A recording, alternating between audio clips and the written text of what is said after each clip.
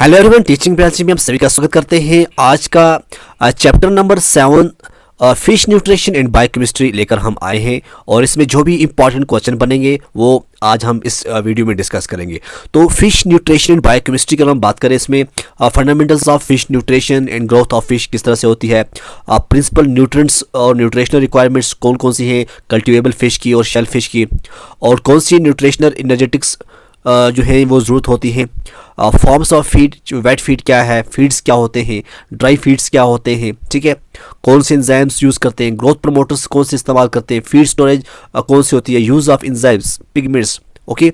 तो यहाँ पे है feeding devices, methods, non conventional feeds, और इसमें कुछ हिस्सा जो है वो बायोकेमिस्ट्री का भी है, जैसे आप Krebs cycles, glycolysis, pentose phosphate pathway, gluconeogenesis, glycogen metabolism, electron transport chain.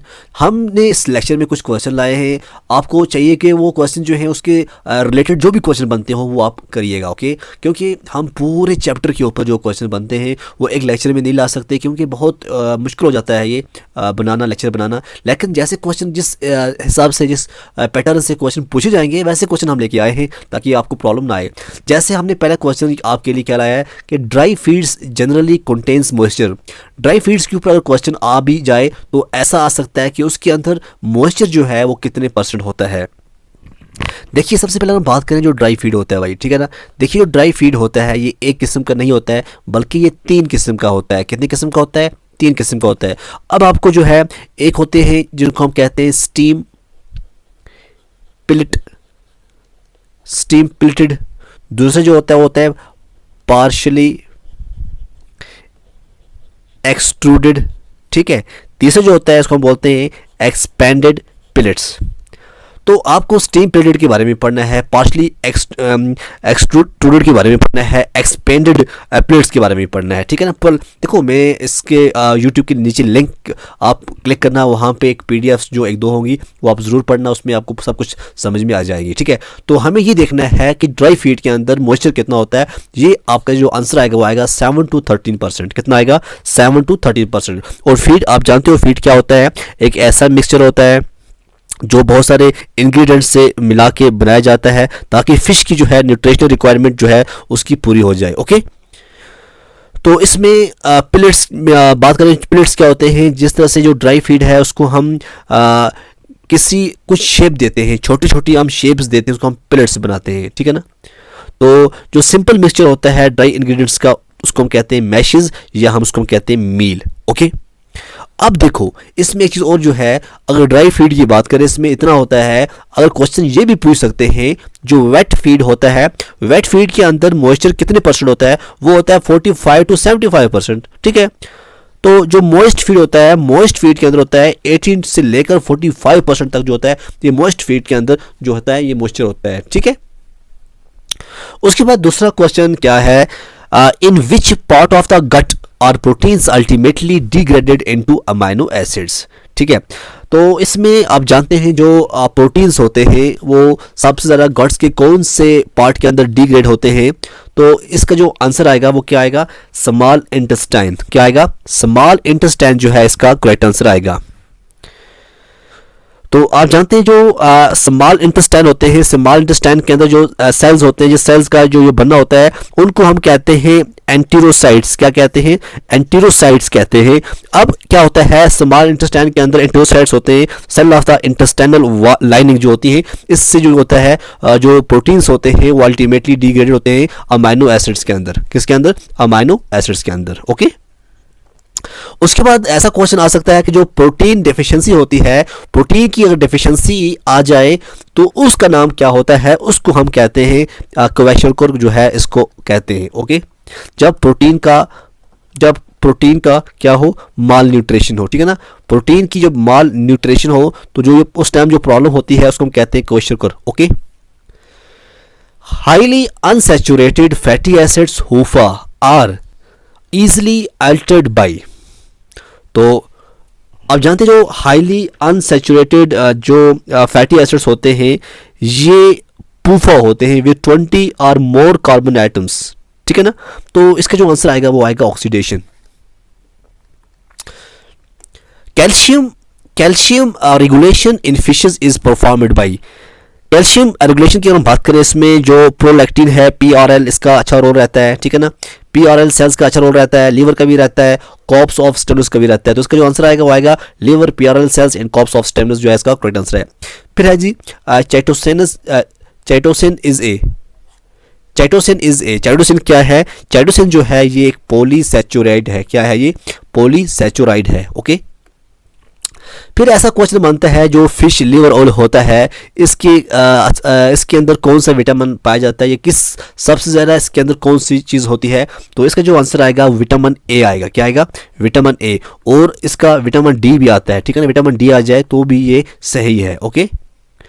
Floating feed pellets are produced by, अब जो फ्लोटिंग फीड्स होते हैं, फ्लोटिंग फीड्स जो ऐसी फिशेस जो फ्लोट करती हैं, ठीक है ना, जो पानी की बिल्कुल अपर लाइन जो होता है, अपर पार्ट होता है, वहाँ पे रहती हैं, तब उनको जो है फ्लोटिंग प्लेट्स जो हैं वो दी जाते हैं, ताकि जो ये प्लेट्स से ही ऊपर रहें और जो ऊपर फिशेस होंगी इनको खा लेंगी, ठीक है ना, तो नीचे नहीं जाएंगी। तो ये जो प्लेट्स होते हैं, इसको आंसर आएगा एक्सट्रूशन। क्या आएगा? एक्सट्रूशन जो है इसका आंसर आएगा। Okay.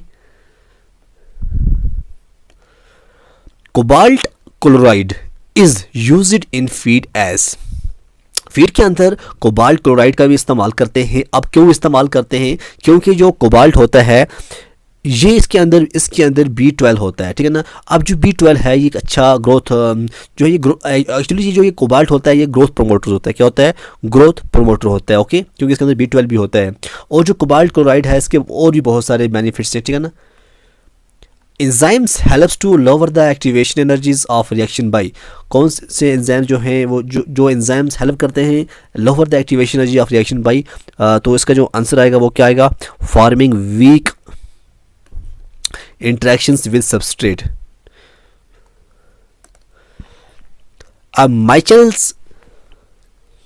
Michaelis and Menten derived the equation using which of the following assumptions, ठीक है।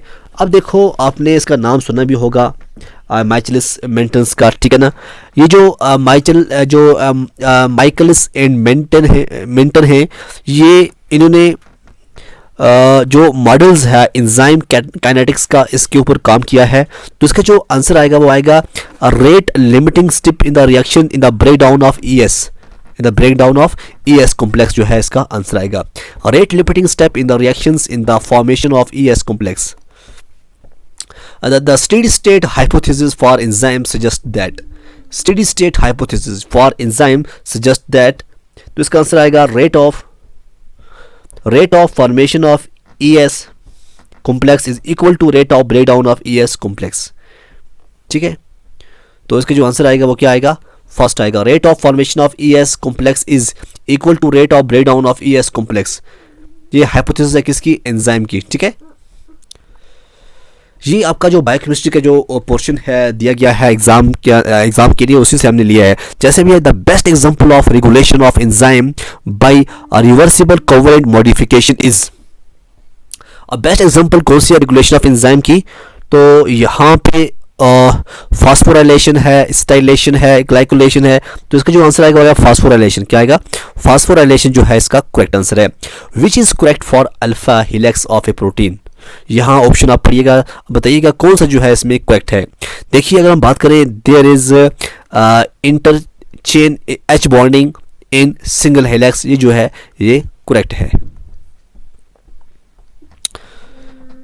In a polypeptide if alanine is replaced by proline then तब क्या होगा? देयर इज तब क्या होगा? तब होगा द हाइड्रोफोबिसिटी ऑफ चेन जो होगी वो डिक्रीज हो जाएगी। कौन सी? हाइड्रोफोबिसिटी ऑफ चेन जो है वो डिक्रीज हो जाएगी। The confirmation of nucleotide in DNA is affected by rotation in about how many bonds? तो इसका जो आंसर आएगा वो आएगा 7। क्या आएगा? 7। एक बार फिर देखिएगा, the confirmation of nucleotide in DNA is affected by rotation about how many bonds? 7 bonds. Okay. Next क्या है? If the length of one helix in DNA is 34 angstrom the type of DNA is, अगर length of one helix in DNA 34 angstrom होगी, तो उस DNA को क्या कहते हैं, उस डीएनए को कहते हैं B DNA. Okay, a glycerol is added to protein solution to stabilize the preparations by, तो इसका आंसर आएगा प्रीफरेंशियल हाइड्रेशन ऑफ प्रोटीन्स। ठीक है, प्रीफरेंशियल हाइड्रेशन ऑफ प्रोटीन्स इसका आंसर आएगा। Double standard DNA can be destabilised and denatured by, अब जो double DNA जो स्टैंड होता है वो डिस्टेबलाइज और डीनेचर इसको कौन करता है, वो करता है फॉर्माइड। ठीक है, फॉर्माइड जो है इसका करेक्ट आंसर है। Association of animals when both are beneficial, तो हम उसको कहेंगे कमेंसलिज्म। क्या कहेंगे, कमेंसलिज्म कहेंगे।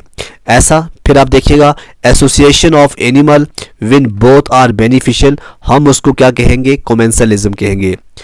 Biocenosis term was used for ecology by, अब जो बायोसेंसिस टर्म जो है ये इकोलॉजी के अंदर किसने इसको कॉल मोबियस जो है इसने इसको इस्तेमाल किया है। Allopatric speciation is due to, allopatric speciation किसकी वजह से होती है, ये होती है जियोग्राफिकल आइसोलेशन की वजह से। ओके, फिर है who proposed law of maximum, law of maximum को किसने प्रपोज किया है, वी शेल्फोर्ड ने इसको प्रपोज किया है। When two ecosystems overlap each other the area is called, जब दो जो होंगे वो इकोसिस्टम ओवरलैप करेंगे तो उस एरिया को हम कहते हैं इकोटोन। क्या कहते हैं, इकोटोन कहते हैं। Which of the factor controls human population density, तो वो है climate. Okay, competition for food light and space is most सरो इन, जो कंपटीशन होती है वो होती है closely related species growing in the same area और इन द सेम निच, जो है इसका करेक्ट आंसर है। फिर है जी मिमिक्री जो है होती है ये क्या होती है, मिमिक्री जो है ये क्या होती है, तो यहाँ पे है स्ट्रक्चरल एडॉप्टेशन है, एनिमल एसोसिएशन है, एडॉप्टेशन है, प्रोटेक्टिव एडॉप्टेशन है। तो आप बताइएगा जो मिमिक्री होती है वो क्या होती है, आपको क्या लगता है। ओके, देखिए इसमें हमने जो 3-4 क्वेश्चन जो डिस्कस किए हैं वो किए हैं आपके जो प्रीवियस लेक्चर जो है 6 जो चैप्टर नंबर है उस पर जो इक्वालिटी है, इंटरेक्शंस जो है उससे 2-3 क्वेश्चन लिए हैं, क्योंकि हम 3-4 क्वेश्चन जो बोल गए थे इंपॉर्टेंट, तो इसलिए मैंने वो इंक्लूड किए। ठीक है, देखो मिमिक्री जो है जिस तरह से मैंने पिछला क्वेश्चन किया, देखो ये जो है कंपटीशन फॉर फूड लाइट, ये भी उसी चैप्टर से है, चैप्टर नंबर 6 से। ओके, जैसे ये है which of the factor control human population density, ये भी वहाँ से कुछ क्वेश्चन रह गए थे पिछली बार। Who proposed law of maximum, ये भी इकोलॉजी से है। और एलोपैट्रिक स्पेसिएशन, ये भी इकोलॉजी से है। Biocenosis term was used for ecology, ये भी आपके जो चैप्टर पिछला चला गया उसमें है। और association of animal with both are beneficial, ये भी वहाँ से लिया गया है। ओके, बाकी जो है सब जो हमने डिस्कस किया वो तमाम के तमाम आपके न्यूट्रिशन और बायोकेमिस्ट्री वाले पोर्शन से है। और लास्ट में हम 2 और क्वेश्चन करेंगे बस, और इसको हम यहीं पे ख़त्म करेंगे। यहाँ पे है मिमिक्री जो होता है ये एक प्रोटेक्टिव एडॉप्टेशन होती है। ठीक है ना, जहाँ पे एक स्पीशीज को बेनिफिट मिलता है by superficial resemblance to an unrelated species, या एक प्रेडेटर हो या स्पीशीज हो जो ऑफ प्रे में गेन और सिग्निफिकेंट एडवांटेज हो मिमिक्री।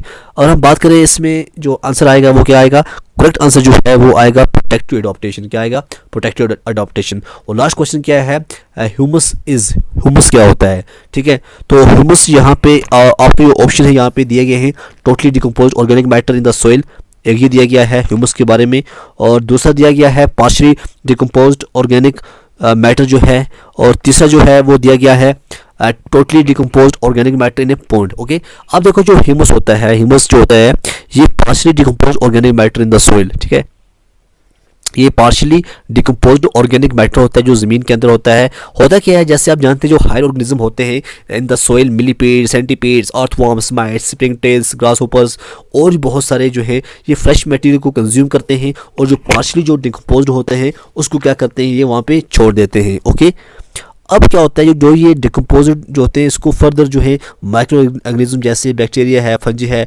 इसको और इसके बहुत सारे कंपाउंड जो होते हैं carbohydrates, proteins, lignins, fat, waxes, resins and ash, तो इसको क्या करते हैं, डिकम्पोज करते हैं। ओके, अब जो ये डिकम्पोज होते हैं, अब दीज कंपाउंड जो होते हैं ये broke down into simpler products such as carbon dioxide, water, minerals and salt, तो लेटर प्रोसेस को हम कहते हैं मिनरलाइजेशन। क्या बोलते हैं, मिनरलाइजेशन बोलते हैं। ओके, अब जो रेजिडुअल एमॉर्फस होता है, इनकम्प्लीटली डिकम्पोज्ड होता है, ये थोड़ा ब्लैक कलर का होता है।